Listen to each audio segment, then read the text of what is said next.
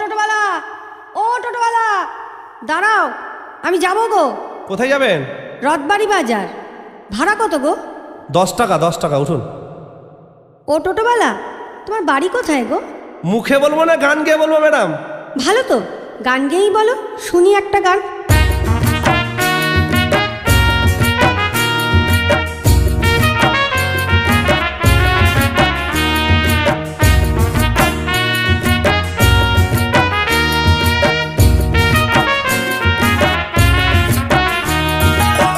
আমি এক টোটোওয়ালা থাকি গো মালদায়, সারাদিন টোটো চালাই পেটের জ্বালাই।